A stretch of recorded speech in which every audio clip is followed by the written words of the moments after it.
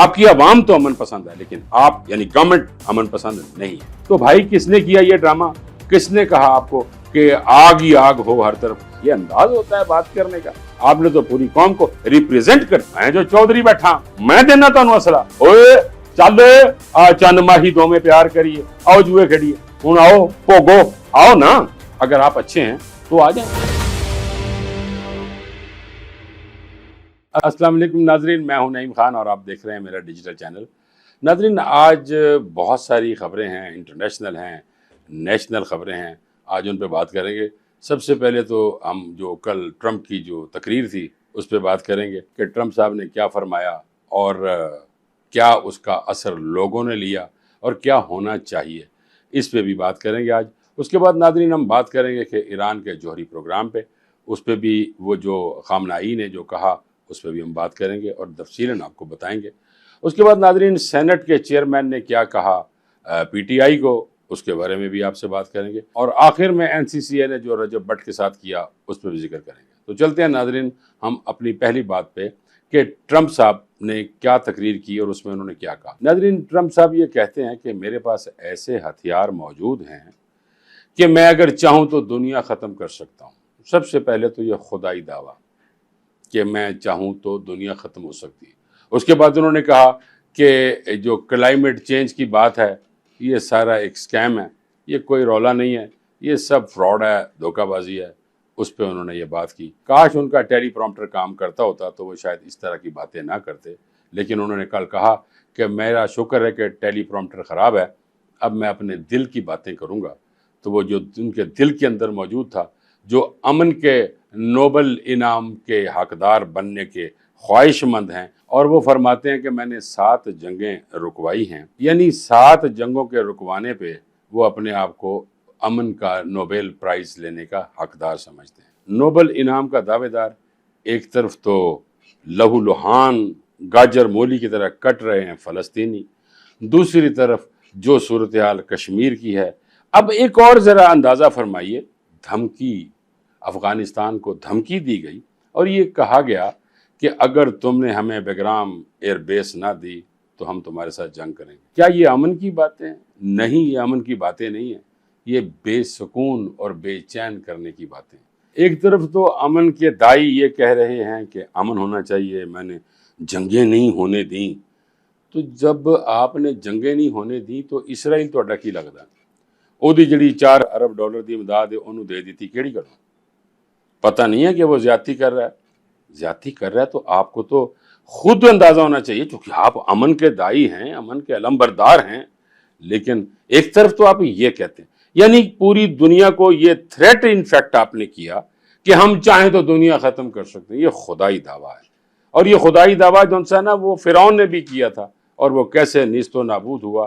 یہ مجھے اللہ پاک رحم فرمائے وہ اپنی بات واپس لے لیں تو زیادہ بہتر ہے کہ میں چاہوں تو، لیکن میں چاہتا نہیں ہوں. یعنی ان کی چاہت کا انہوں نے کل کہا تھا نا کہ میں آج دل کی باتیں کروں گا. دل میں ایک چیز موجود ضرور ہے. اگر تمام لوگ امن کے ساتھ رہنا چاہیں، یہ ایٹامک کام شروع کس نے کروایا؟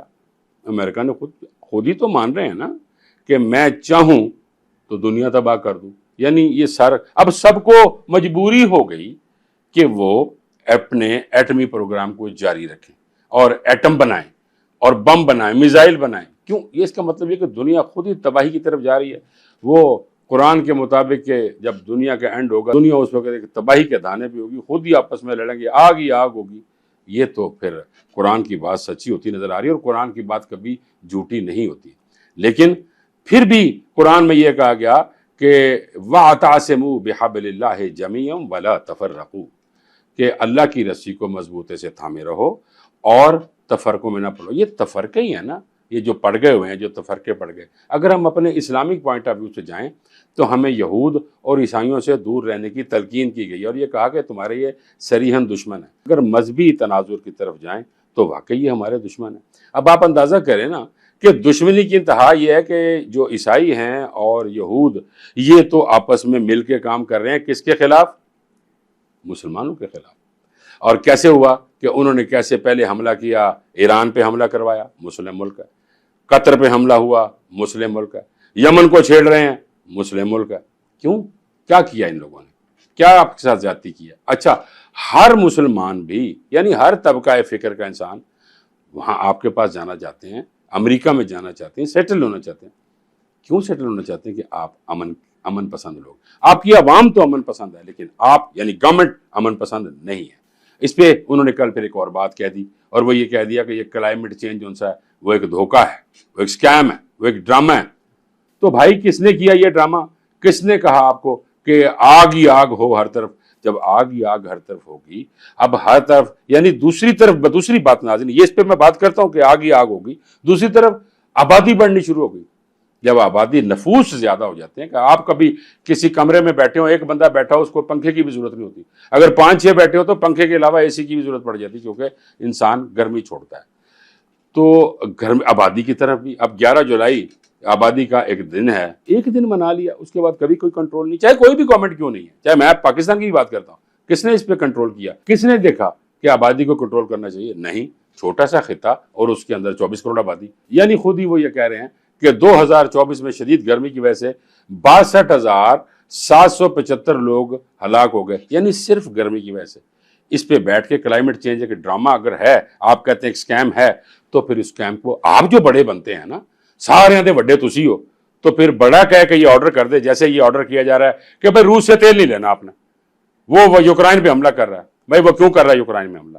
یہ بھی کبھی آپ نے دیکھا؟ اور آپ کون ہوتے ہیں بیچ میں عمل میں دخل دینے والے؟ اس لیے کہ آپ بڑے ہیں. تو بڑے ہی کہہ دیں کہ یہ ڈرامہ ہے، تو اس کا مطلب یہ سارا ڈرامہ آپ کا ہی رچایا ہوا ہے. جیسے کہ 2019 میں ایک بیماری پھیلا دی گئی. تو یعنی یہ سب کچھ اگر آپ کرانا چاہیں، یعنی آپ ایک طاقت ہے، آپ نے یہ چاہا کہ حملہ ہو جائے قطر کے اوپر، ہو گیا. آپ نے چاہا ایران پہ حملہ ہو جائے، ہو گیا. آپ کہہ رہے ہیں کہ اب کیا ہوگا؟ اب چاہتے آپ کیا ہیں؟ اب آپ چاہتے یہ ہیں کہ یوکرائن پہ حملہ نہ ہو، یعنی آپ کی چاہت میں مینوان ممالک آپ کی مانتے ہیں. تو اس کلائمیٹ میں بھی منوا لیں کہ بھئی کلائمیٹ اگر ایک دھوکہ ہے تو اس دھوکے کو ختم کیا جائے. ویورز، میں آپ کو سب کو یاد ہوگا بچپن میں کہانی پڑھتے تھے کہ شیر کی خالہ جون سی ہے وہ بلی ہے. ایک دن شیر صاحب نے بلی کو کھانے کا منصوبہ بنا لیا اور بلی یکدم درخت پہ چڑھ گئی. تو شیر کو درخت پہ چڑھنا نہیں آتا تھا. اس نے کہا خالہ آپ نے ہمیں سارا کام سکھایا، ایک درخت پہ چڑھنا نہیں سکھایا. اس نے کہا اگر درخت پہ چڑھنا سکھایا ہوتا تو بچے میں آج اپنی جان کیسے بچاتی. تو ٹرمپ صاحب سے میری یہ ریکویسٹ ہے، آپ نے سب کو اب اتنا کچھ سکھا دیا ہے، وہ خود ہی درخت پہ چڑھ رہے ہیں، درخت سے اتر رہے ہیں. یعنی اگر آپ کنٹرول میں رکھنا چاہتے ہیں تو اس طرح کی باتیں اور جذباتی گفتگو اچھی نہیں ہوتی. اب ذرا ایران کی طرف آتے ہیں کہ ٹرمپ صاحب کے بیان کے بعد سپریم لیڈر ایران علی خامنہ ای نے کیا کہا. انہوں نے کہا کہ ہمارے کسی بھی جو یورینیم افزودگی کا جو ہم پہ پریشر ڈالا جا رہا ہے کہ یہ اس کو ترک کر دیں، ہم ترک نہیں کریں گے. میں نے پہلے عرض کیا تھا نا کہ آپ نے سب کو سکھا دیا، اینج نہیں تھے اینج. اگر آپ ٹرو لائنز پہ چلنا شروع ہو جائیں اور واقعی سچائی کی حقیقت ہے، آپ بھی اللہ کے دین کو ماننے والے ہیں، اگر سچائی کی طرف چلیں تو کوئی سب کچھ سب آپ کی مانیں گے. لیکن آپ نے اب خود سکھا دیا. اب آپ ذرا غور فرمائیے کہ انہوں نے یہ کہا کہ جو ہماری افزودگی ہے یورینیم کی، اس میں ہم کمی نہیں کریں گے نہ تر کریں گے.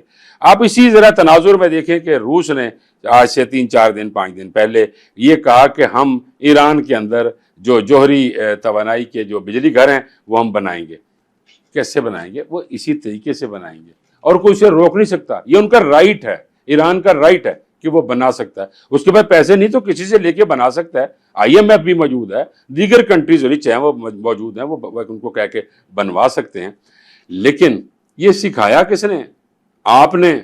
لوگوں کا وہ کہتے ہیں نا پنجابی سر کڈ، وہ کل بھی میں کہہ رہا تھا سر کڈ، تو سر کڈنے کا طریقہ کس نے سکھایا؟ آپ نے. اور اب آپ کو یہ پتہ چل گیا کہ چاہے دنیا کا کوئی ملک ہو، ایران ہو، سعودیہ ہو، پاکستان ہو، رشیا ہو، چائنا ہو، کوئی بھی ملک ہو، اب وہ نہیں سنے گا آپ کو، کیونکہ آپ نے ان کے ساتھ غداری کی ہے اور آپ نے ان کو دھوکہ دیا ہے.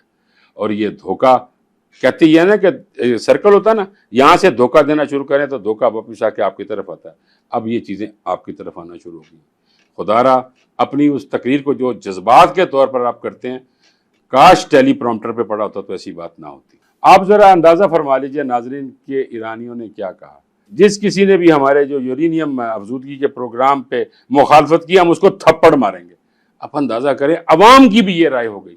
یعنی کبھی کبھی ہوتا یہ تھا کہ لوگ جیسے میں پہلے میری بات رک گئی تھی اور میں نے کہا تھا کہ میں واپس آتا ہوں، وہ واپس آنے والی بات یہ تھی کہ ہر شخص، ہر ملک کا باشندہ یہ چاہتا ہے کہ وہ امریکہ میں جا کے سیٹل ہو، کہ اس لیے کہ آپ ایک مہذب قوم ہے۔ آپ کے جو کل کے انداز نے آپ کی پوری قوم کا سر نیچا کر کے رکھ دیا۔ یہ انداز ہوتا ہے بات کرنے کا؟ آپ نے تو پوری قوم کو ریپریزنٹ کرتے ہیں، آپ ملک کو ریپریزنٹ کرتے ہیں، آپ امریکہ کو، تو یہ طریقہ ٹھیک نہیں ہے۔ اس طرح امریکن عوام کے لیے بھی دنیا میں نفرت پیدا ہو جاتی ہے۔ اب ذرا اسی تناظر میں فرینچ پریزیڈنٹ کی بھی بات سن لیجئے۔ انہوں نے کیا کہا کہ اگر جنگ بندی نہیں ہوتی تو ٹرمپ صاحب بھول جائیں آپ امن کے نوبل انعام کو۔ اچھا، میں یہ کہتا ہوں ٹرمپ صاحب کیوں لینا چاہتے ہیں اب امن کا نوبل انعام؟ اس لیے کہ پرائیڈ ہے وہ، کہ آپ پرامن لوگ ہیں۔ آپ کی گفتگو بتاتی ہے کہ آپ امن کے دائی ہیں؟ نہیں، ہمیشہ کردار، گفتار اور افکار سے اندازہ ہوتا ہے کہ کیا یہ بندہ امن چاہتا ہے یا نہیں چاہتا۔ مجھے تو فرانس کے صدر کی بات ہے، دیکھیے نا کل انہوں نے فرانس کے صدر کے ساتھ کیا کیا۔ ہی از a president of G7 countries, اور اس کو آپ نے پیدل چلنے پہ مجبور کر دیا اور اسے کہا جی چونکہ یہ سواری جا رہی ہے، شاہ امریکہ کی سواری جا رہی ہے، اس لیے آپ کو چلنا پڑے گا۔ کیا عزت کی آپ نے بے عزت کر دیا، پورے کنٹری کو بے عزت کر دیا۔ یہ امن نہیں ہوتا۔ کل ناظرین جب مسلم ممالک کے سربراہان کی ملاقات ٹرمپ صاحب کے ساتھ ہوئی تو ٹرمپ صاحب نے یہ کہا، بلکہ مطالبہ کر دیا، بلکہ حکم جاری کر دیا، جیسا کہ وہ چاہتے ہیں کہ ہمارا حکم مانا جائے، ہم مطلق عنان بادشاہ ہیں۔ تو انہوں نے کل حکم جاری کیا کہ اگر آپ چاہتے ہیں کہ فلسطین سے اسرائیل نکل جائے تو اے سربراہان مسلم کنٹریز، آپ فوری طور پہ اپنی فوجیں وہاں پر بھیجیں تاکہ وہ اسرائیل کی فوج کو دھکیل باہر کریں، اور صرف فوجیں نہ بھیجیں، پیسہ بھی بھیجو۔ کیوں بھیجو؟ کہ بھائی جب وہ فوجیں آئیں گی، اسرائیل کی جھڑپیں ہوں گی اور پھر ان کو چاہیے ہوگا اسلحہ، تو میں جو چودھری بیٹھا میں دینا تانوں اسلحہ۔ یہ کیا امن کی باتیں ہیں ناظرین؟